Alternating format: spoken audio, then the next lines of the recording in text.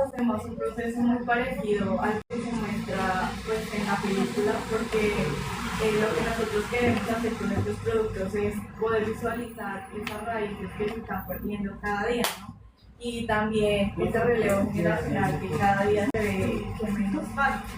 Pues porque todos sabemos que por las dificultades que tiene el campo colombiano, pues la mayoría de personas salen a las ciudades a buscar pues, mejores opciones para vivir, para poder conseguir las cosas básicas que ellos tienen.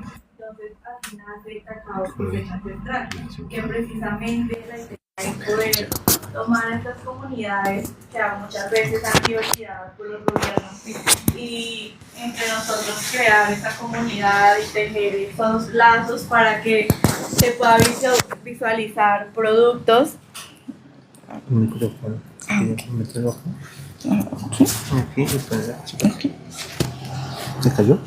Sí, no, no está. No sé dónde está. Allá la vi. Yo creo que sí, si quieres lo tengo en la mano. Sí, dale. Okay. Y bueno, de parte así nace, nosotros somos una comunidad que está ubicada cerca al Líbano, de Convenio hacia adentro, una vereda llamada Pantanillo. Somos varios pequeños agricultores. Dentro de todos, pues nos juntamos para poder cosechar y transformar este tipo de productos y luego también nos esforzamos para poder visualizarlos en un contexto ya más de ciudad para que las personas vean que detrás de sacar un producto como este, o sea, hay muchos días de trabajo, meses de cultivar, años de poder levantar un cacao, o sea, no sé si ustedes sepan, pero una planta tarda 3 años en empezar a dar las primeras cosechas. Y pues, o sea, sí puede vivir varios años, pero realmente son 3 años de estar invirtiendo en algo que no nos va a dar absolutamente ningún tipo de beneficio mientras está creciendo. Es un trabajo arduo entre nosotros para poder hacerlo y luchando contra los cambios climáticos que cada vez son más fuertes, más marcados. Entonces también es este proceso de empezar a tejer desde allá adentro para poder visualizar hasta aquí y que las personas puedan ver que sí se está haciendo trabajo pues desde con la comunidad y claramente buscando esas alianzas y esos puntos en donde las personas puedan ir conociendo mucho más de estos procesos.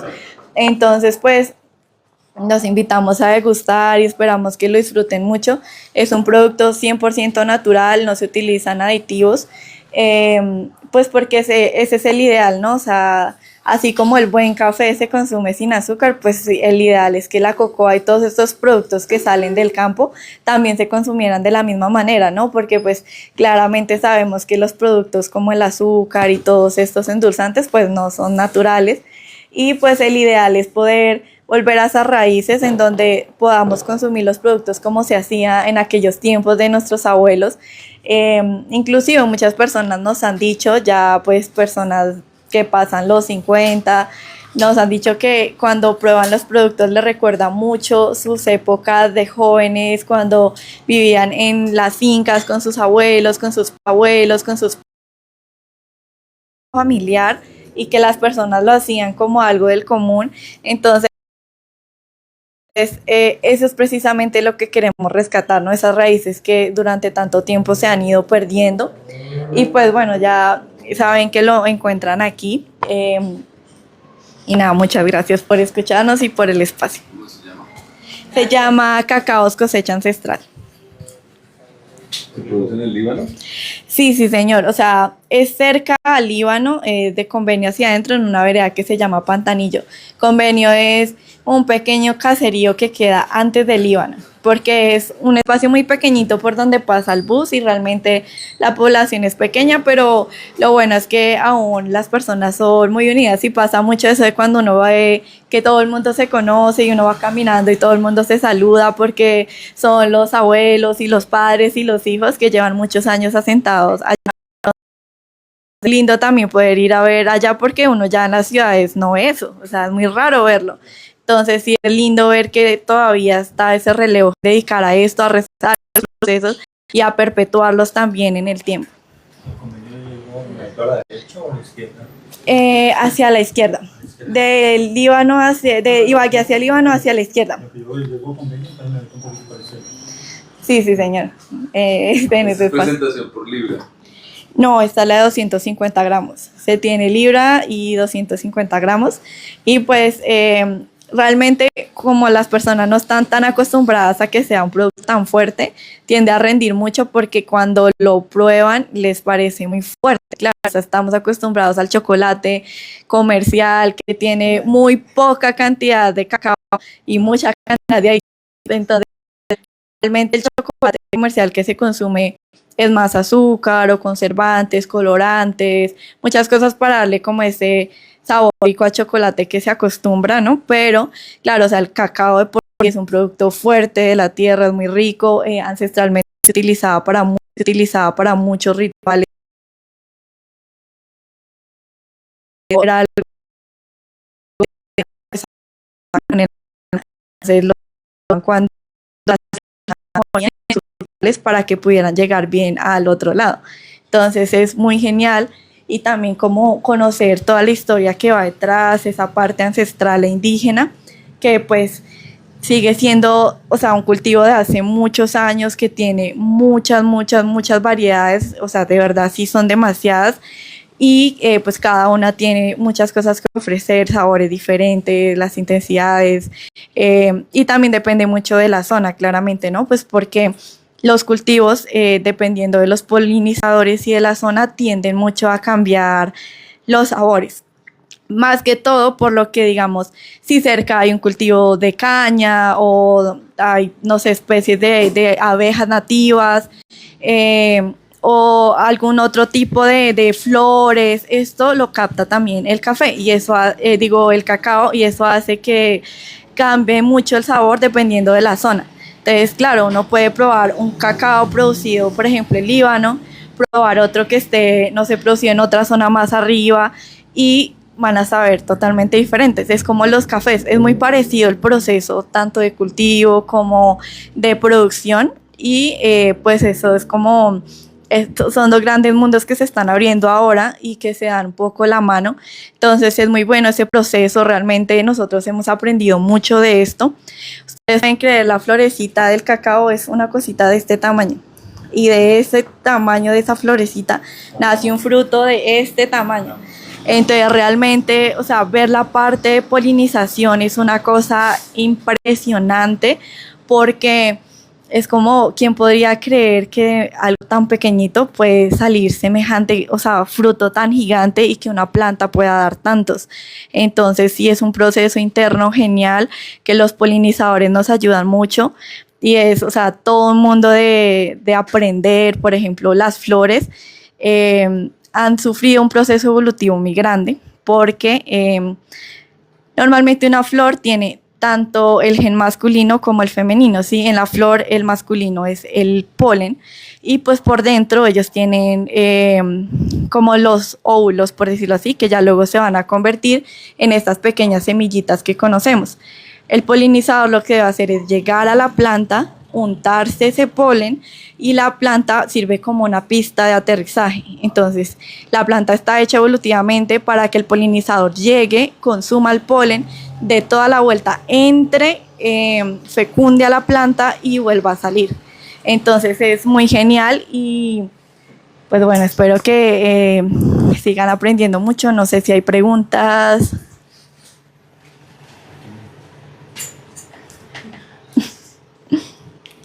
Y bueno, no sé, también un poco respecto al diseño, creo que es porque también queremos darle una parte de visualización diferente, de que las personas puedan ver que los productos del campo también pueden ser premium, también pueden ser de calidad y que no solamente son estos productos que la gente usualmente compra baratos porque son del campo. Entonces eso también es una parte cultural a la que le apostamos mucho a cambiar en el futuro. Y pues por eso se optó por los colores negros y dorados que resalten un poco eso y pues no se alcanza a ver un poco, pero aquí está el campesino que normalmente representa y por acá está la planta de cacao. O sea, antes de ser procesada, así es como se ve en el cultivo. Y pues precisamente el nombre cacaos es porque antes se escribía, o sea, nuestros ancestros lo escribían con K. Entonces es como también apelando a la parte anterior de cómo se escribían los nombres y de cómo ellos lo hacían. Y pues es muy genial porque, claro, este sigue siendo un cultivo que acompaña muchos rituales a una hora y realmente tiene muchas propiedades. Entre más puro, claramente mejor se disfruta de ellas. Y pues ya, eso es todo. No sé si tienen alguna pregunta al respecto, ¿no? Gracias. Yo no he probado. Sí, claro que sí. Igual como todo es un proceso de mejora, ¿no? Pero pues como dicen, si uno espera el momento ideal, nunca empieza, ¿no? Entonces hay que empezar con lo que se tiene y luego ir mejorando en el proceso. El QR ese es del... ¿A dónde dirige el QR? Normalmente al WhatsApp para que puedan como revisar si quieren hacer el pedido y todo esto. Y pues también en el empaque están las redes sociales por si quieren aprender un poco más. Allí se explica un poco de lo que se hace. Ahora tenemos una sección que se llama Traduciendo el campo para ti, en donde hablamos un poco más de cómo funciona el cultivo, de las cosas que enfrenta un agricultor, por ejemplo, cuando está cosechando adecuadamente, lo que pasa con las comúnmente conocidas plagas, pero pues también es como buscar ese equilibrio para, digamos, por ejemplo, si nos demoramos mucho tiempo en recolectar, las ardillas vienen y se comen el cacao. Entonces, claro, o sea, uno como dice, o sea, sacar las ardillas que estuvieron aquí mucho antes, inclusive de que el cultivo estuviera, entonces es como ver ese equilibrio de cómo ellas pueden beneficiarse y nosotros también y coexistir sin dañar el equilibrio, exacto. Y pues siempre cuidando eso, la parte de la conservación es importante. Y también, bueno, este es otro producto. Este es algo que se nos ocurrió hace poco. Es una infusión de cáscara de cacao y lo que hace él es, pues no sé si hayan escuchado, pero normalmente la mayoría de los mejores beneficios están en la cáscara de los productos, ¿sí? Y es normalmente lo que uno suele botar. Entonces, esta parte también pasa por el tostado y en el descascarillado usualmente se bota o se utiliza como abono muchas veces, pero normalmente lo desperdician. Entonces lo que se usa es para poder consumirlo y tener, digamos, él tiene fibra que ayuda mucho al estómago cuando uno, digamos, tiene problemas de digestión, ayuda mucho esa parte. Y también es la parte del bienestar que produce el cacao. Por ejemplo, cuando las mujeres estamos en nuestra luna, es muy complejo porque uno suele hincharse, se siente mal, se siente pesado, la comida normalmente a uno le cae mal todo el tiempo.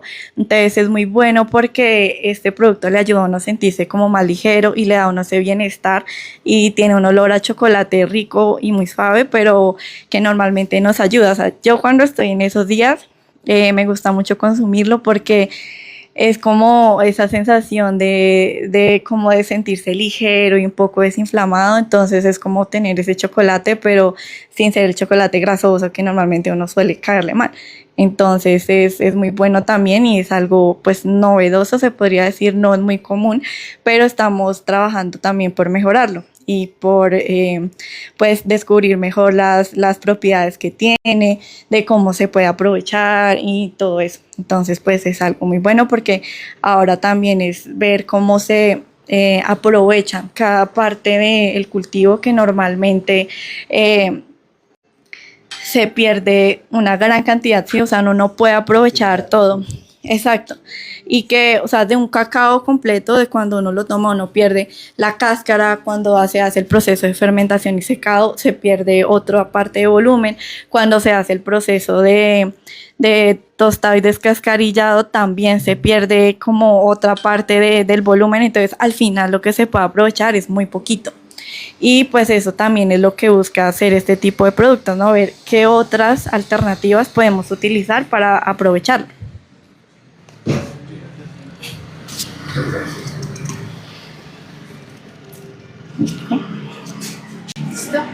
Vale, muchas gracias.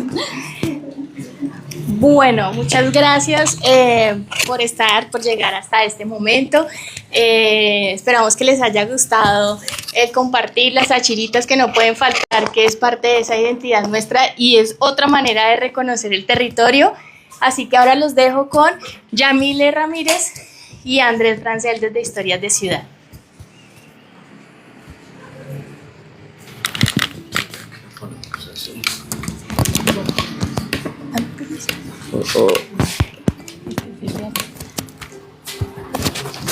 A ver. Este no está.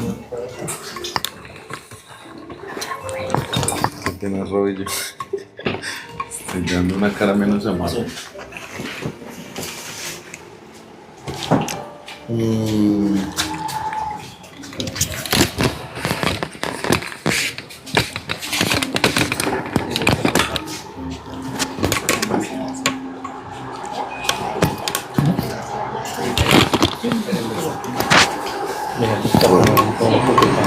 Yo creo que ahí,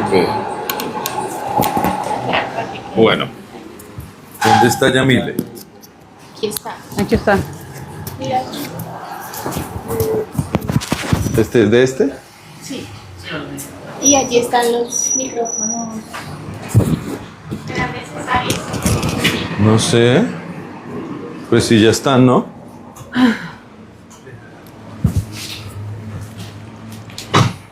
Hola. Hola. Esto suena más decente. Ok. Hola, hola, hola.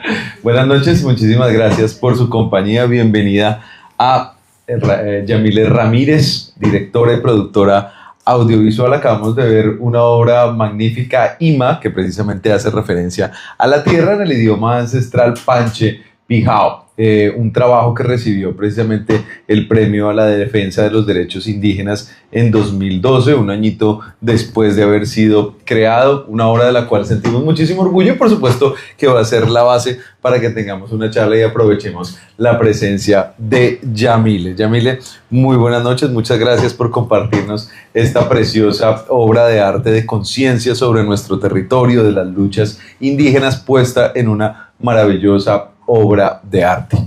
Hola Andrés y hola Paola y hola a todo el público, a todos los que nos ven. Gracias por la invitación y gracias por permitir que esta obra tan importante, sobre todo para nuestro patrimonio, siga estando vigente y obviamente en contexto, porque pues, las situaciones no han cambiado, ¿sí? Sí, es muy claro y muy bello observar precisamente esas luchas indígenas puestas en la contemporaneidad, la necesidad de los pueblos de autoafirmarse, tratando de desarrollar su propia personalidad, su propia identidad, tratando de encontrar en medio de sus circunstancias actuales quiénes son. Hay algo muy bello dentro de las tomas que tú haces, que quisiera preguntar, ¿cómo eliges precisamente esos encuadres? Porque siempre estamos escuchando una lucha ancestral, pero simultáneamente estamos viendo las costumbres, los usos, los oficios, el utillaje, cómo enfrentar al mundo, cómo describir un paisaje. ¿Cómo eliges esas tomas cuando decides hacer este tipo de documentales? Bueno, pues primero que todo, pues no solamente la dirección, digamos, ese proyecto tiene, pues, digamos, tiene la fotografía de Jaime Barrios, creo que es nuestro primer proyecto juntos. Y fue un camino también de conocernos y empezar a entender qué era lo que queríamos narrar.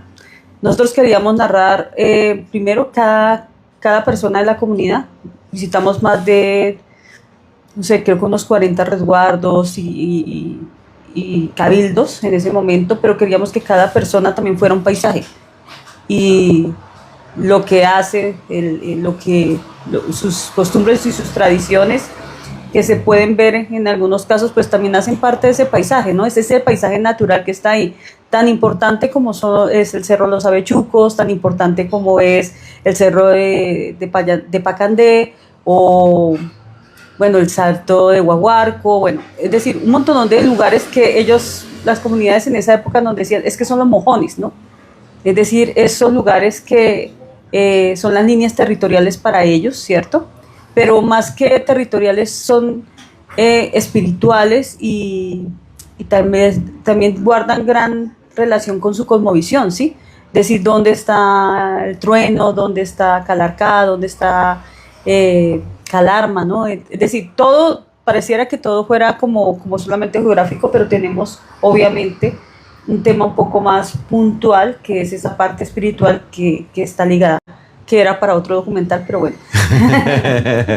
Inicialmente queríamos hablar, fueron múltiples temas, ¿no? Es decir, Cuando empezamos obviamente la investigación, encontrábamos que las comunidades, esto estamos hablando en el 2010, las comunidades indígenas del sur del Tolima tenían múltiples problemas. Precisamente era la conmemoración de los 500 años de los 200 años del Bicentenario.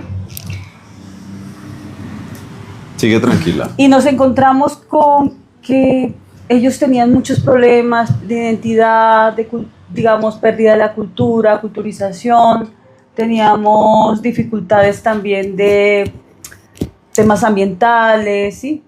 Y bueno, y dando toda una investigación que se hizo un poco más desde, pues, un punto de vista más desde mi ingeniería, ¿no? Yo soy ingeniera forestal.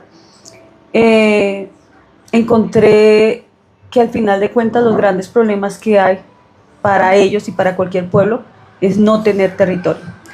Y al buscar el tema del territorio, porque son pocos también los que, digamos, tienen resguardo, la gente dice, no, es que las comunidades indígenas en el sur son flojas, no trabajan, pero cuando uno va a ver los verdaderos territorios de ellos, no son los territorios que uno ve cuando va en la carretera.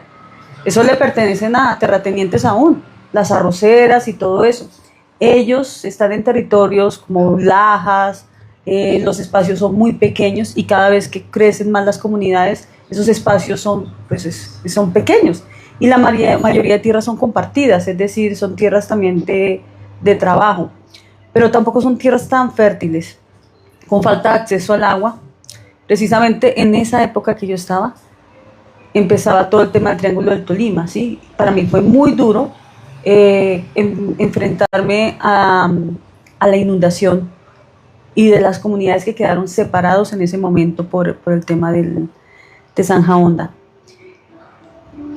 Todo el proceso de investigación dio que el territorio era un buen lugar para partir a contar, ¿sí? Es decir, yo empecé en el 2010 y he seguido contando muchas más historias de cosmovisión, de Moán, bueno, historias de cocinas ancestrales, ¿sí? Creo que se volvió un lugar muy hermoso para contar desde una mirada obviamente que acompaña, ¿no? Esto no es un tema de que me quiero autorrepresentar como comunidad indígena, no, solamente soy una realizadora que acompaña en una mirada y en una visión a mis grandes amigos que empezaron siendo en este documental. ¿Cómo pasas de la ingeniería forestal a la producción audiovisual? ¿Cómo es ese tránsito, la sensibilidad, la decisión? No, yo siento que no hay un tránsito malvado ahí, ¿sí? Así como arquitecto a youtuber y es decir, yo creo que en este caso los medios audiovisuales, el territorio, la memoria no debería ser un tema de alguien, ¿sí? Debería ser un tema de todos. O sea, yo paso por ese lado, ¿sí? Paso por lo que realmente importa como persona, como sociedad. Y es como nosotros estamos aquí y no somos ajenos a lo que va pasando y a nuestras pérdidas, ¿no? Todos, de cierta manera, así seamos lo que se nos ocurra, pues todos tenemos memoria, ancestros, ¿sí? Así que no era un paso difícil. Yo creo que, por el contrario, creo que contar con la ingeniería, que es de todos modos no es una ingeniería cualquiera, es una ingeniería muy cercana al ambiente, al trabajo social, pues permitía que además pudiera hacer cosas desde otra perspectiva, ¿no? Es decir, yo creo que voy un poco más cercano un poco a lo que son las personas, me encantan las historias, así que pues ya te imaginarás que ese gran paso creo que ha sido el mejor paso de mi vida.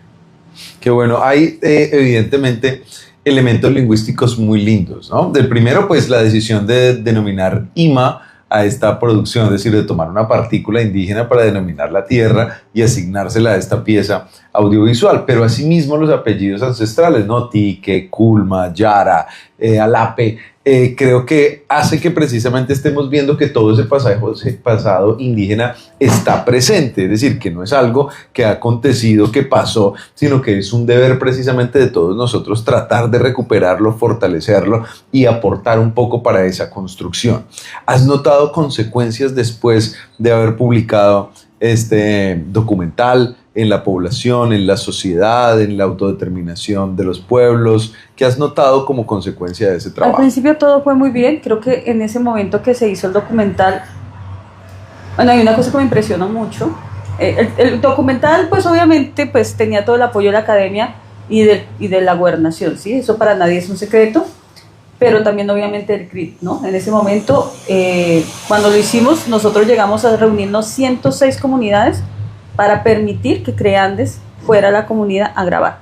Esto es un gran proyecto que hasta ahora se está empezando a ver de cómo las comunidades y la sociedad civil hacen procesos concertados. Esto, digamos, para mí, en mi vida, por eso es que es un tema también ético, es un punto de partida, ¿no? Es un punto de partida y hasta ahora sale el protocolo de grabación, donde está teniendo, pero hice esto hace 15 años. Y escucharlos, o sea, es que esto es un documental que sale, que yo me fui a grabar y llegué allá, no, esto tenía hasta una bitácora donde yo fui haciendo la investigación, fui conociendo, todos sabían, 106 resguardos y comunidades sabían que yo iba a estar ahí. Y empecé a ver problemas desde las bases, es decir, en las bases parecía que el tema no se tenía en cuenta, pero arriba sí, es decir, arriba como que el tema de ser indígena y el tema de la cultura y el patrimonio era muy claro, pero en las bases a veces se ignoraba qué significaba ser indígena, porque nunca, como lo decimos ahí, nunca hubo un paso real entre ser indígena y campesino, eso prácticamente es ser resguardado o no resguardado. Entonces, aún personas con el apellido, fenotipo y todo lo que te pedirían para ser de una comunidad indígena, pues se pensaba que de pronto no iban a ser indígenas, o ellos creían que no, sencillamente porque no estaban dentro de un censo de resguardo. Ese es un primer punto de partida que era importante. Y el segundo punto de partida es que cuando empieza el documental a pasar, se hace un encuentro acá en el Teatro Tolima, un gran estreno, lleno, que también llena de orgullo a los que no son indígenas, ver, porque estoy hablando desde un año que también es importante, ver un producto también hecho desde acá, desde el Tolima. Es que antes esto no pasaba, ¿sí? Esto es un gran paso y un gran paso sobre todo para todos, no solamente para las comunidades, sino también para los realizadores. Hicimos un producto, lo estrenamos en el Teatro Tolima, lleno total, cosas que en este momento serían prohibidos, que tener lleno esa parte del paso obligado, que eso es, o sea, la defensa civil no se hubiera sacado en esa época, la gente iba hasta allá y lo vio de pie, o sea, es un gran orgullo.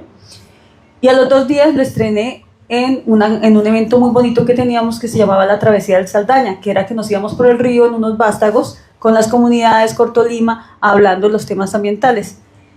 Y esa primera vez yo me acuerdo que cuando ellos digamos, como no están acostumbrados al audiovisual, sino la televisión donde aparte de todo comen, hacen otras cosas, pues colocarles una película, y cómo apenas empezaron a reconocer a sus líderes, porque hacen mucha bulla, quedaron totalmente en silencio.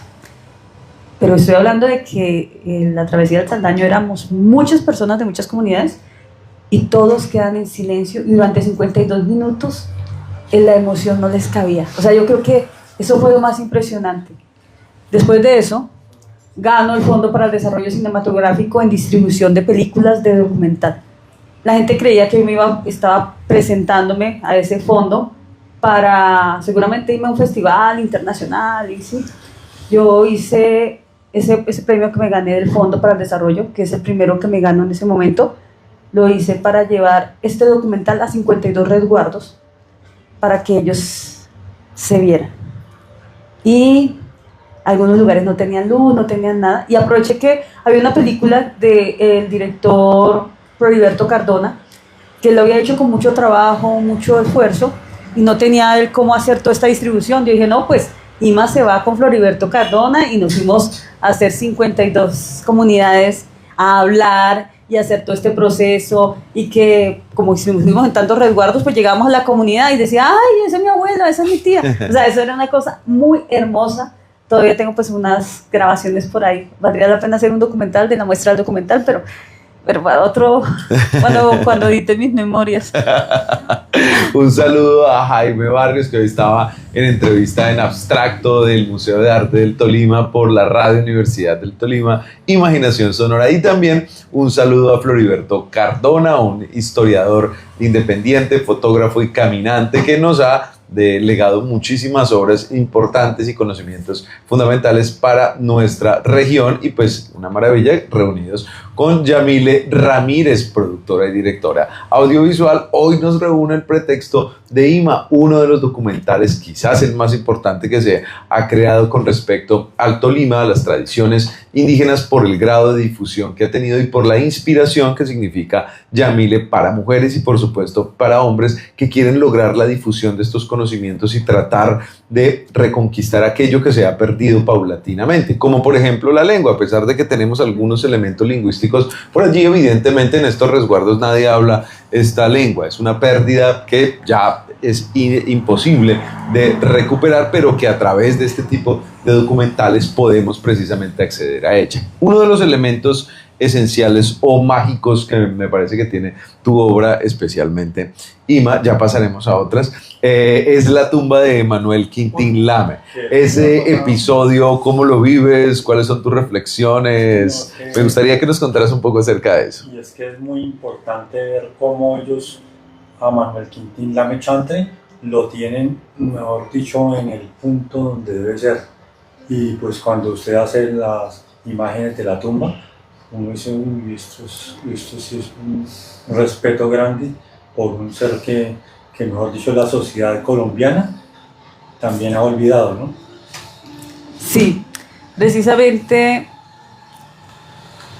todo es, como te digo, que todo también este documental es dialogado, ¿no? Es decir, en ese momento, o sea, voy a ser muy honesta, porque a mí ver Ima me cuesta en este momento, y es que de esas personas que estábamos allá en la tumba de Manuel Quintín Lame, que pues en ese momento son grandes líderes, muchos de ellos ya no están. Es decir, muchos de estos personajes, inclusive el mayor Capera,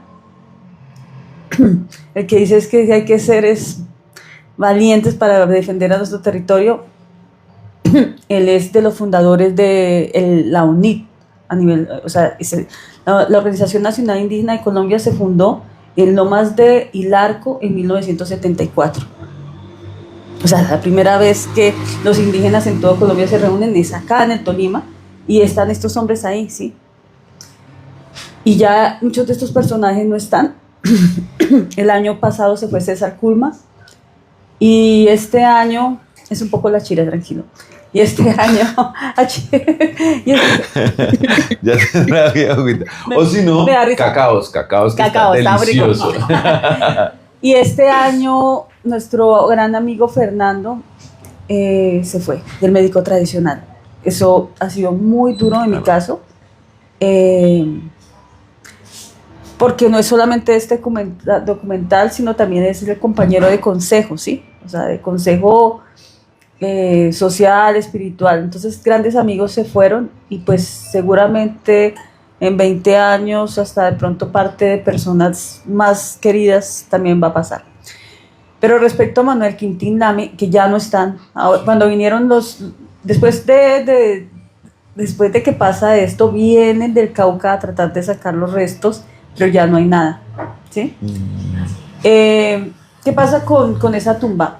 Realmente nuestro primer acercamiento, obviamente en la investigación nos dateaba de que Manuel Quintín Lame había estado precisamente, viene a llegar a Ortega, Tolima, y encuentra obviamente la escritura del gran resguardo de Natagaima, Collaima y Ortega, el gran resguardo, digamos, gracias. Y en ese gran resguardo, pues hay una escritura, ¿no? Una escritura, y toda la vida lucha, y él al final se queda en el Tolima. Es decir, Manuel Quintín Lame, además que es un gran escritor. Por eso es que aquí hay una cosa muy importante, es que en el Panóptico estuvo muchas veces. Ahorita en el Panóptico creo que ya le tenían hasta una celda para él, o sea, y en Espinal también, 104 encarceladas, y la mayoría eran acá en el Tolima, porque ayudaba también a mirar temas de linderos, de escritura, ¿sí? Le quemaron su casa en Llano Grande, y pasó toda la vida como un gran líder, ¿no? Para mí, Manuel Quintín Lame vino a despertar, así que era importante que estuviera en este documental. Obviamente, cuando me dicen, no, vamos a Chiquiní, que ni siquiera puede, es decir, ni siquiera es un cementerio indígena real, porque eso ahora pertenece a unos privados, ¿sí? y dijimos, pues vamos allá, vamos los líderes, no podemos hacer una cosa más grande. Y si se dan cuenta, toda la música es una música hecha por ellos, realmente utilizamos también muchas cosas que son simbólicas. Por ejemplo, mi gran final de los créditos del himno nacional, que ahí hay mucho más símbolos que lo que uno cree, de entender todo esto, de entender lo que significa ser ciudadano, indígena, votar.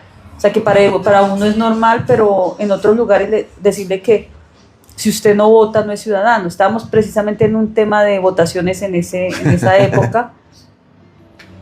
Estaban empezando el tema de familias en acción, del adulto mayor, es decir, toda la manipulación que hay también, sobre todo en estas comunidades también vulnerables.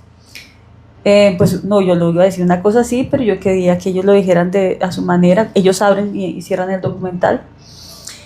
Y en el caso de Manuel, esa imagen de este señor, Arnulfo, que levanta el libro, la primera vez que yo, digamos que vamos con Jaime en la investigación, y vemos que él exactamente hace lo mismo. O sea, para él era un orgullo hablar de Manuel Quintín Lame.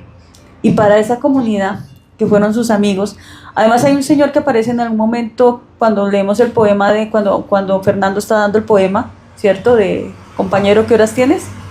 Sale un señor que es muy viejito y que está ya con los pies totalmente torcidos. Él era el Ramón, el secretario personal de Manuel Quintana. Cuando fuimos nosotros la primera vez a buscarlo, ya no hablaba. Entonces, el segundo compañero de ese momento es Montegranario. Sí, que Montegranario es nuestro gran personaje también en esta lectura. Claro, fuimos y encontramos a Ramón, y Ramón ya no hablaba, ya Ramón estaba, y no se registró nunca las historias de escape que tuvo Manuel Quintín Lame para través del río, cómo lo ocultaban. Ramón era el testigo. Ramón fue su secretario hasta que murió Manuel Quintín Lame. Entonces, creo que aquí era indispensable hacer un homenaje en su tumba, pero ellos también querían hacer un pagamento, así que era importante que fuera un pagamento, que fuera un homenaje, pero también fuera el momento para recordar que el hombre que escribió desde las montañas, el indígena que pudo escribir y que defendió los derechos de todos los indígenas en este país, de cierta manera, pues empezar a tener una vigencia más allá que en la literatura, ¿sí? Que pudiera traspasar eso. Y además que lo teníamos ahí en Ortega, al pie del río Ortega, precisamente. Uno pasa la Ortega, trepa y ahí está Quinini, creo que se llama, que es el cementerio indígena antiguo.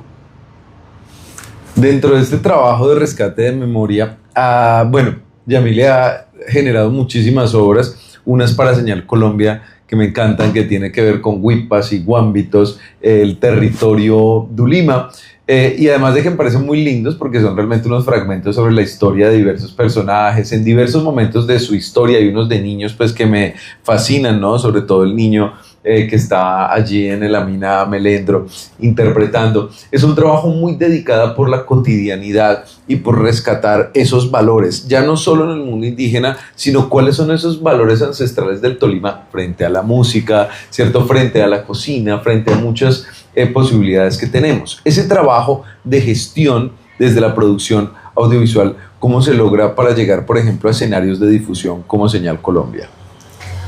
Yo creo que en la medida, primero que se ve consolidar grupos audiovisuales. El audiovisual no se hace solo. Y podrías hacerlo solo, pero no es lo mismo, o sea, tendría otro tipo de intención, ¿no? Y la gente sí tiene que coincidir con intereses comunes más que los artísticos, ¿sí? Querer narrar una región tiene que tener un interés también de tipo personal, es decir, te tienes que sentir orgulloso.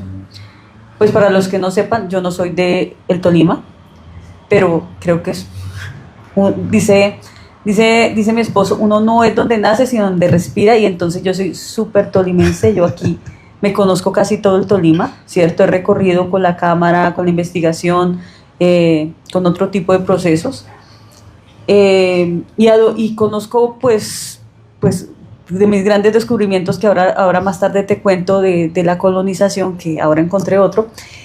es que pues uno al final primero tiene que tener un equipo y tiene que tener que contar. Y para tener que contar se necesita que conectes. Y hay que conectar con las personas, ¿cierto? Tú sabes lo que decir y cada vez que llegas a un nuevo lugar hay una nueva historia, hay algo más que parece interesante. Y para mí hay que volverse muy curioso. Creo que en esa medida de que uno empieza a curiosear y no sé, yo tengo una particularidad que veo algo, por ejemplo, como una casa y digo, ay, ¿esto de quién era? ¿Qué pasó aquí? O sea, te genera la intriga. Lo mismo pasa con las cosas que hacen importantes las personas, ¿sí? Es decir, lo que hacen las personas importante no es solamente porque fueron importantes culturalmente, sino que en el día a día también son importantes. Entonces tú puedes ver una serie como la que hicimos de Huipas y Guámbitos, donde tenemos personajes que en algún momento nadie les rindió el homenaje que debían de rendirle, como Cantalicio Rojas, como Inés Roja Luna, como el León del Tolima, ¿sí? En varios espacios, como la Reina del Desierto, en ese momento, que era el límite entre Boyacá, entre Tolima y Huila, que es una mujer importante en el desierto y que fue la reina, y no era ni doctora, ni investigadora, ni nada, pero bueno, obviamente su mejor amiga sí es doctora de la Universidad del Tolima, que es Magdalena Echeverry. Y encontramos unos personajes que necesitábamos ser rescatados para la memoria, ¿cierto? Para traerlos a la actualidad, para que la gente supiera quién era un gran compositor del contrabandista, ¿cierto? De la música, de Ojo al Buey, bueno. Que el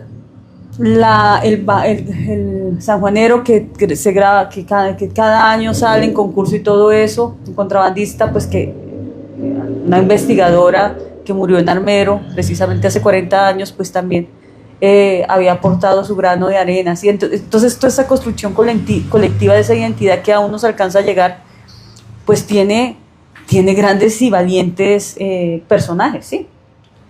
Lo otro es que ya en la actualidad, digamos, ya cuando pasamos a territorio de Ulima, encontramos a personas que desde lo pequeño, es decir, un niño, que por ejemplo el que te gusta, que se llama Solo, pues este niño también hace cultura. Desde el momento que aprende, va al conservatorio, practica, tiene un sueño, pues también está integrado a eso que nosotros reconocemos de ciudad. Y aquí partimos de una cosa, es que unos, no sé si mucha gente, pero cuando uno va, por ejemplo, al centro, sobre todo aquí en el centro, te subes a una buseta, te encuentras gente que baila, gente que va al conservatorio, gente que toca, te encuentras jóvenes con cámaras. Es decir, aquí hay una dinámica cultural que a veces en la cotidianidad no se ve lo suficiente, pero todo el mundo de alguna manera participa y vive en esta dinámica cultural y toca hacerlo más.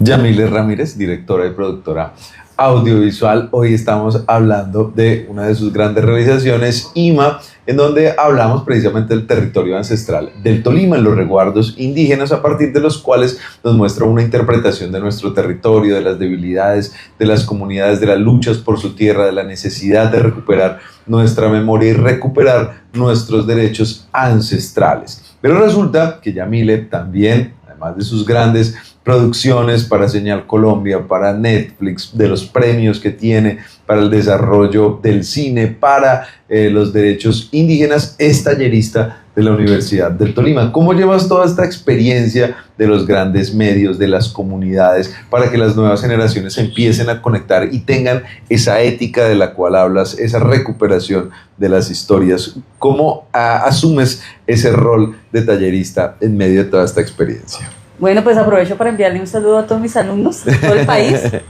He tenido alumnos como es a través también del IDEAT, es decir, personas de, no sé, es que de tantos lugares, Mocoa, de Barranquilla, inclusive personas, es un programa abierto que no es solamente para personas cercanas a la universidad, sino que cualquier persona en este país que tenga el link puede unirse a la clase de formación audiovisual. ¿Qué hago yo? Normalmente sacar el cine de un estatus que a veces es mal, pues, como lo dijera, que no suene feo para mí misma, ¿no? Es decir, creo que en la medida que las personas puedan contar sus historias, tenemos más oportunidades también de generar empatía. nosotros a veces no somos empáticos con alguien porque no sabemos cómo es que sufre, cómo viene, y todo el mundo lo tiene, todo el mundo tiene una historia. Entonces, pero, ¿qué pasa con las personas que no tienen acceso? Es decir, la marginalidad digital en este tiempo también es un tema que se debe tratar, porque no es que tengas un celular y que eso te evita ser marginal digital, pero no participar en digamos, en hacer o en crear o en contar, ¿cierto? Entonces solamente eres alguien que está en redes sociales dando scroll, ¿cierto? Pero no participas activamente, eso también te hace generar una marginalidad. Entonces mi proceso inicialmente es que las personas aprovechen lo que tienen, no necesitan tener las super cámaras, los super equipos, aprovechen lo que tienen. ¿Qué tienen? Un celular y una historia, pues con eso es suficiente para salir a contarlo. No necesitan pensar en llegar a salas de cine, aunque sí puedo creer que puede haber grandes oportunidades ahí, sí, pero sí pueden llegar ahora a lo que tenemos un poco más asequible, que son las redes sociales, hasta mandar un video por el WhatsApp, y cambiar esa percepción que se tiene sobre la imagen, ¿sí? La imagen poderosa, la imagen que puede narrar, que puede guardar la memoria, que nos puede contar cómo vamos a estar aquí entre 20 años y encontremos, no sé, para ver cómo vivíamos, cómo nos desarrollábamos, cómo era nuestra economía. La imagen y todo este contenido va a ser importante en ese futuro. Nosotros en este momento investigamos de lo poco que queda, que logramos, o sea, yo no sé, Andrés me imagino que se sigue sentir, cuando encuentra una fotografía de hace 50, 70 años, se pone feliz y quiere saber qué había alrededor de esa foto y quiere ir, si es un lugar cercano, ir a ver si la imagen concuerda, si todavía está, o empieza a buscar o a ordenarla en su mente para saber si la conoce o no la conoce, ¿sí? Y a ver detalles. Pues uno también así es con las historias, con esos personajes, los trajes, y creo que nosotros vamos a hacer así que necesitamos también retratarnos más y que esta información llegue a más comunidades. Yo doy formación y agradezco mucho al Centro Cultural, porque el Centro Cultural de la Universidad del Tolima me permite también seguir siendo realizadora, ¿cierto? Y apoyar a mis estudiantes en sus ideas de proyectos como una persona que acompaña de manera de confianza. Es decir, yo creo que todos mis estudiantes pueden ser grandes creadores y pueden, por ejemplo, contar las historias de sus comunidades, que pueden llegar en un proceso, digamos, de transversalidad dentro de sus trabajos, mejorar también, si cuando son docentes, mejorar también su relación con los medios audiovisuales, es decir, en pandemia muchos se lastimaron porque los mandaron un poco a este tema, y eso a veces, créanme que de no tener un poco de que si sea sin sensibilidad, parece que entonces pareciera que el tema audiovisual hubiera perdido la importancia que es. Es decir, como pasó, ¿no? Con este tema de que ahora todos tenemos la posibilidad de conectarnos y estar ahí. Entonces nadie cuida la estética, nadie cuida cómo encuadrarnos, cómo presentarnos, no les importa que tengan una lámpara así, no les importa que haya ruido. O sea, esto también tiene que tener cuidado, ¿sí? He tenido, o sea, en otras experiencias he tenido docentes para mí que yo digo, pero ¿por qué está en contraluz dándome una clase? Ni lo veo. O sea, cosas tan sencillas que pareciera que no estoy hablando de cine, pero sí esa relación que se tiene con la imagen. Entonces, ¿por qué cuando van docentes a estos talleres, cómo cuidar el encuadre, cómo cuidar sus propuestas, ¿sí? Grupos de investigación que también dijeron, bueno, pero queremos grabar nuestra investigación, que es de matemáticas, porque tenemos estudiantes de matemáticas, que quieren tener su investigación de matemáticas digamos, en un producto audiovisual, porque creen que de pronto a un grupo de matemáticas nadie lo va a ver, pues también buscan esas opciones. Entonces yo pienso que lo más lindo es que el audiovisual es transversal, que no necesita, ¿sí? que puede llegar a contar, que puede a otros lo que estamos haciendo, que puede, no voy a decir dar voz, que me parece eso atrevido, porque todo el mundo tiene voz, pero sí amplificar esa voz de las comunidades, de nuestros territorios, quejarnos, o sea, es que es maravilloso. Háblanos de Creandes. Creandes es un sueño, y era un sueño, o sea, no nos llamábamos Creandes, nos llamábamos Conspiración Tierra, así como un movimiento que busca salvar el planeta. Éramos pues obviamente ingenieros forestales y empezamos a hacer radio. Entonces tuvimos nuestro primer programa que se llama Los niños educan ambientalmente a los padres. Ese era nuestro tema, o sea, queríamos hacer algo. Y miren que es descubrir que la radio podía hacer cosas y que las escuelas se conectaban con nosotros y que en algunas escuelas rurales paraban los miércoles a las 10 de la mañana a escuchar el programa, ¿cierto?, de educación ambiental. Hizo entender que teníamos que encontrar una razón, ¿cierto? Y que los medios eran la manera de comunicar. Y bueno, pasamos muchos años haciendo papel ecológico, dábamos talleres ambientales. Creandes va a cumplir, tiene 23 años, ¿sí? De los cuales 15 años, o sea, desde 2010 a la fecha, 15 años está dedicado al audiovisual. Empezamos haciendo nuestro primer cortometraje que se llama Segregando Sueños, y después pasamos a IMA, a varias series de televisión, y lo más hermoso es el Creandes de ahora, ¿no? El Creandes que en este momento está, que es un Creandes que realmente intenta hacer lo que yo hago un poco en la universidad, que es dar herramientas a las personas desde el audiovisual para enfrentar cosas de su vida. Entonces nosotros acabamos de terminar un proceso que se llama Historias que Alumbran, que muy pronto pues van a salir. Son unos contenidos sonoros en podcasts de la comunidad ciega, que nos va a contar sus historias de resiliencia, de lucha, también para que aprendan cómo es que, o sea, la gente cree que la gente es ciega, pero resulta que cualquiera podemos ser ciegos en cualquier momento. La enfermedad no es ajena, la vejez no es ajena para ninguno de nosotros, pero también un accidente pues en cualquier momento nos puede cambiar la vida. Así que en algún momento pueden escuchar ya Historias que Alumbran y todo el proceso de Ojos Cerrados, Mentes Abiertas, que es como el proceso con esta comunidad ciega. También estamos haciendo un proyecto con Creandes muy bonito que se llama Creación de Universos, que es un proyecto con niños del ICBF, niños que están al cuidado de madres sustitutas, y muchos pues obviamente están bajo el espectro, digamos, diagnosticados con un TEA moderado. Son niños que pues jugando, realmente son proyectos muy pequeñitos, así como este donde estábamos ahorita, que tuvimos la oportunidad, que sirve, ¿sí? Este es con el apoyo de la alcaldía. Estamos haciendo todo un proceso para que ellos creen sus personajes, pero que también a partir de eso pues también tengan confianza, hablen de las cosas que no se hablan a veces en sus hogares, que se diviertan y que se diviertan creando, ¿no? Y estamos terminando un proceso que se llama Herencia del Fogón, que es con el apoyo de la Gobernación del Tolima, y es un proceso donde estamos haciendo una transmisión de un proyecto que nosotros hicimos muchos años en el sur, que se llama, bueno, en el sur de nosotros se llama Nación Pijado, Cocinas Ancestrales, ¿sí?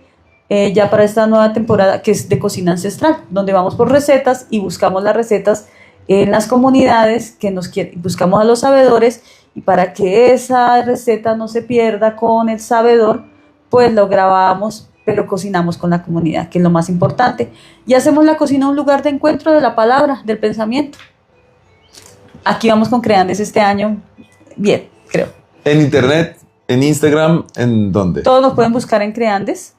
Instagram Creandes, Facebook Creandes, YouTube Creandes, si quieren ver contenidos, porque pues tenemos contenidos con muchos, o sea, creo que lo que te he mandado es poquito, pero digamos muchos contenidos, sobre todo con creación de niños, ¿sí? Tenemos grandes documentales que algunos no se han estrenado públicamente, a veces hay unos que no se han liberado. Es que por ejemplo lo de IMA, es que IMA tuvo una suerte genial, participó en muchos eventos, festivales, estuvo en la Muestra Internacional Documental, estuvo en festivales en varios lugares, aparte de que gana el premio a la defensa de los derechos indígenas en el 12º Festival de Cine Indígena y Video, que eso es un festival que se hace latinoamericano, donde cada 2 años se hace, es un país distinto en donde se hace, ¿sí?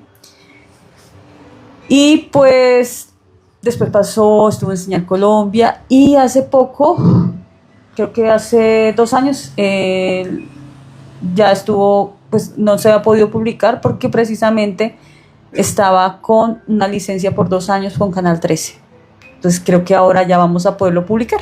de manera permanente para que todo el mundo lo siga viendo. A mí la gente me dice, pero es que tú nunca lo mostraste. Y yo dije, hice 57 resguardos. Lo que pasa es que el tiempo pasa muy rápido, ¿cierto?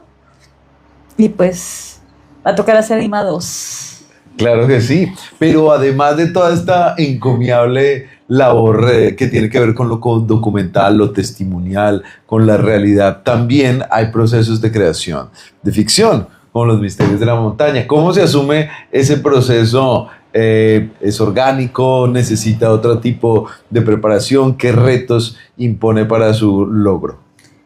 Pues yo creo que el que diga que se las sabe todas, pues tiene que ser, o sea, en serio, el dios de la soberbia. No, yo sigo aprendiendo y obviamente me estrello todo el tiempo. Narrar es diferente y creo que uno se va encontrando y va encontrando cosas, ¿sí? Yo creo que lo más importante para todo el mundo, o sea, yo digo, lo más importante, no importa dónde estés, es que tengas algo que decir. Cuando tienes algo que decir, vas a encontrar la manera como decirlo. Y si no es la manera que se entienda, pues después vas a volverlo a intentar y siempre vas a buscar hasta que te hagas entender lo suficiente o al menos que impactes de otra manera. Yo siento que esa es la gran respuesta de la vida, ¿sí? Me preocuparía el día que no tuviera nada que decir o que contar, ¿sí? O que se me olvidaran las cosas. Bueno, eso puede pasar en unos años, pero yo siempre creo que tengo cosas que contar, es decir, a mí me gusta, bueno, Misterios de la Montaña, es que a mí me gusta el misterio como género. Me gusta que, pero es de un discurso más grande, es decir, pareciera que eso tiene que ver con cine, no, pero el discurso tiene que ver es con la culturización que tenemos de otros lugares, es decir, nosotros somos receptivos y vemos grandes contenidos, sobre todo de grandes industrias, ¿cierto? Entonces estamos acostumbrados a ver brujas, no sé, las brujas que tienen lunar acá, es decir, con estereotipos bien formados, monstruos, ¿cierto? Cosas que salen ahí. No estoy diciendo que eso sea malo, o sea, a mí me encantan. Pero ¿qué pasa? Nosotros estamos llenos de un montón de historias súper buenas, o sea, inclusive a mí me da pavor que alguien dejara de desarrollar una madremonta de verdad malévola. Pero estamos acostumbrados, entonces tú colocas a un niño y él sabe que bruja es tal, de tal película o de tal cosa, pero no tenemos con qué defendernos, ¿sí me entienden? Porque es que la culturización es maravillosa, es decir, la multiculturalidad es maravillosa, tener de dónde escoger y diferentes formas de cultura, pero cuando uno no tiene nada de uno, cuando lo que es de uno no se toma para poder hacerlo y tratamos de imitarlo de otros, pues yo creo que yo parto de ahí. Yo tengo esa intención y digamos, ahorita vamos a grabar otro mito, pero es que yo no es la primera vez que grabo un mito, ¿sí? O sea, es decir, ya hemos hecho este proceso, no solamente con Misterios de la Montaña, sino que veníamos trabajando desde antes por hacer esa recuperación y traer al final de cuenta estos mitos a las nuevas realidades, ¿sí? Las nuevas realidades es que ya vemos cosas en internet, que tenemos, o sea, no es como alguna época de muchos que lo que le llegaba por los 3 canales de, ¿sí? Es que ahora usted escoge que inclusive lo pausa, me lo veo más tarde, lo agrega a una lista, ¿cierto? Lo recomienda. Antes no, antes era lo que le tocaba. Entonces ahora, como hay muchas más posibilidades de ver y de escoger, pues creo que debíamos de luchar para ver y escoger lo que nos aporta realmente a nuestra identidad y a nuestro patrimonio, ¿sí?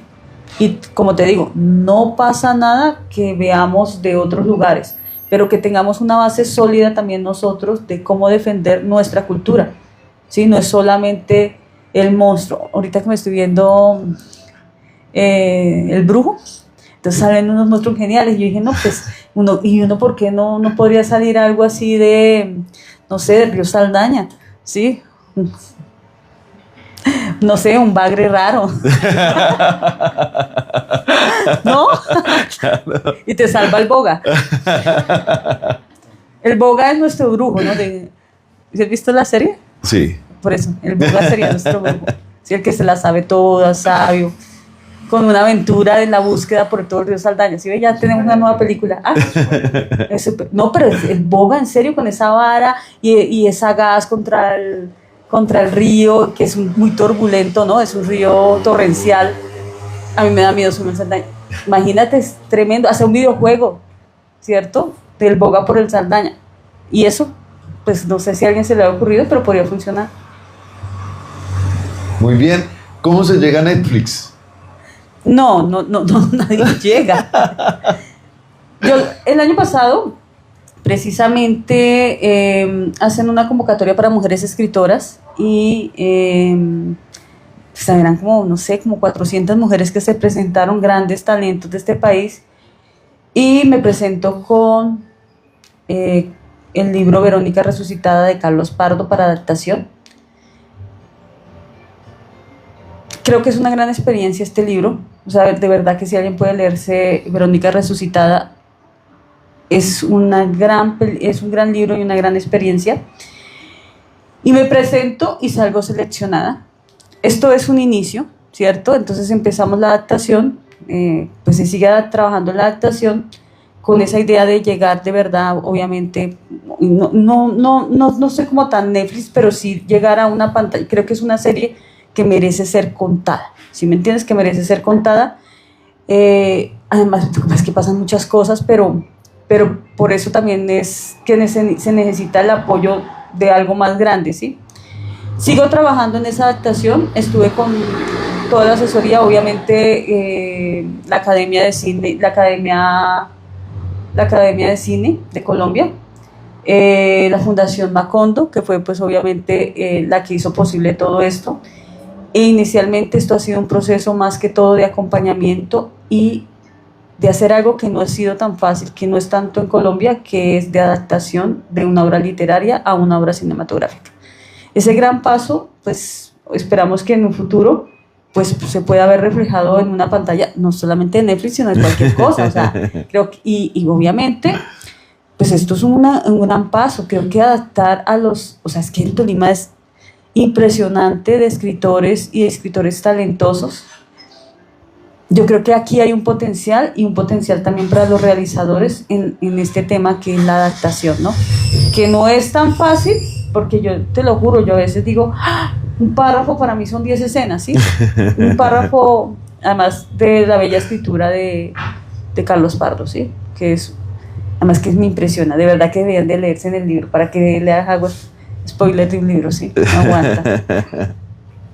Pero ahí vamos, ¿no? Sí. Un saludo para Carlos Orlando Pardo, uno de nuestros principales escritores del Tolima, gestor cultural, miembro de la Academia de Historia del Tolima, presidente del grupo Pijao Editores, que hace poco estuvo liderando la realización de la Feria de Literatura del Tolima, Festival de Literatura del Tolima, donde estuvimos precisamente celebrando la cultura y la literatura. Muy bien, para ir cerrando, Yamile, una invitación para que podamos observar tu obra, los canales donde podemos ver, los canales digitales, los canales físicos, los festivales. ¿Cómo hacemos para acceder a todo lo que has realizado?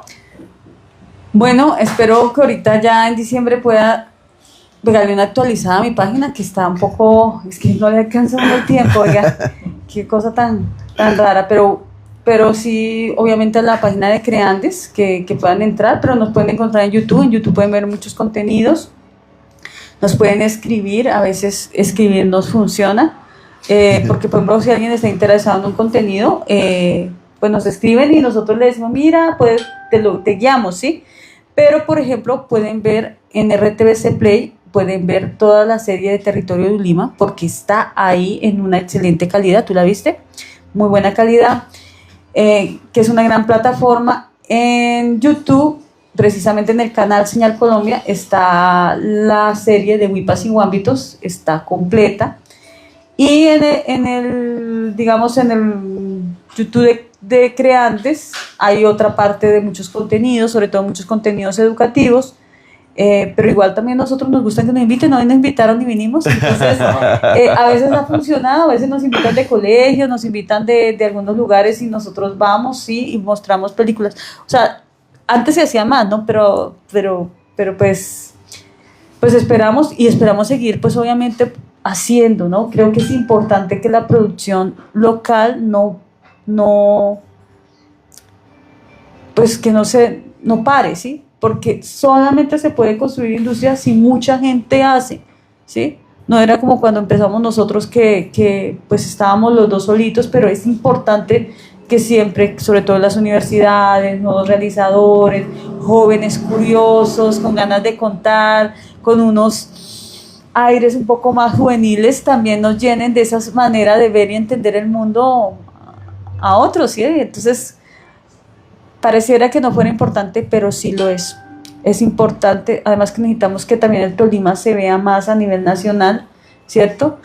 Sobre todo ahora que estamos en otros tiempos, ya que el Tolima no se vea como esos departamentos de solo violencia y todo eso, sino también para que contemos otras historias y que otras cosas han sacado la cara, ¿no? Tenemos un excelente café, cacao, como el de la compañera del Líbano.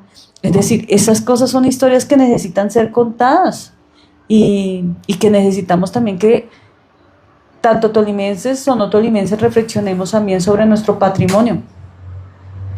Muy bien. Aquí desde La Gaitana, Café Arte, calle Novena, número 1068 del barrio Belén, a 200 metros del Panóptico, estamos en este conversatorio dándole cierre con nuestra realizadora audiovisual Yamile Ramírez, directora de IMA, que es el pretexto que nos convoca hoy para hablar de nuestro patrimonio, de nuestros ancestros, del rescate de nuestras tradiciones dentro del marco de los premios municipales de estímulos para la difusión de arte, de valores artísticos, de valores cinematográficos, hoy con Yamile Ramírez. Vamos a cerrar entonces nuestro evento agradeciéndoles a todas las personas que vinieron a visitarnos y con Paola Ormechea, la directora de Café Arte La Gaitana, les pido un aplauso para Yamile por su generosidad y su talento. Muchas gracias, Yamile. Gracias a todos, gracias al café y bueno, los espero pronto acá en otro evento, ¿no? Claro que sí. Invita. Pronto nos vemos. ¿Dónde puedo volver a venir? Me escribe. No, que le envíe el enlace. O acá volvemos a hacer otra. Muy bien, Paola. Muchas gracias. A ti. ¿Tienes el micrófono? Bueno, gracias a ustedes por habernos acompañado. Gracias, Alejandra, por traer hoy esa bebida que nos ayuda a calentarnos también un poquito y a reconocer el territorio desde otro ángulo.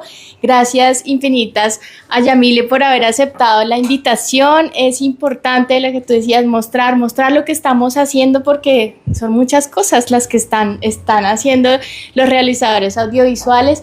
Muchas gracias a Andrés Francel con Historias de Ciudad por habernos apoyado en el desarrollo de este proyecto. Y bueno, queremos hacer también extensiva la invitación de precisamente de difundir lo que se está haciendo en la ciudad, en el territorio, al lanzamiento que hay el viernes. Sí.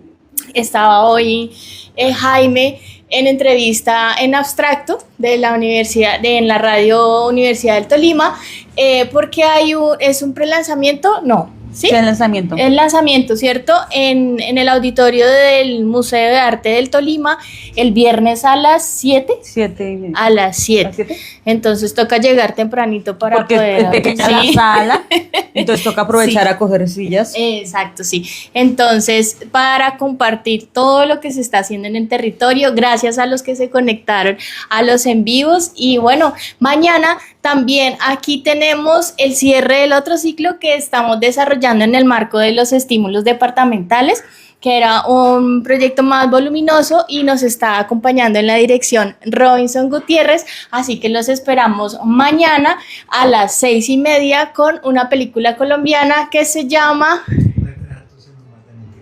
Retratos en un mar de mentiras. Me encanta. Entonces, los esperamos también. Después de la proyección, pues hay conversatorio y bueno, bienvenidos. Estamos abiertos de lunes a sábado de 2 a 8. Cuando hay eventos, pues nos extendemos un poquito. El jueves arrancamos un ciclo de círculos de lectura. Entonces tendremos 3 en los próximos 3 jueves, así que también bienvenidos a las 6:30, es entrada libre, así que los esperamos. Muchas gracias. Muchas gracias. Chao. Ay, qué locura esto.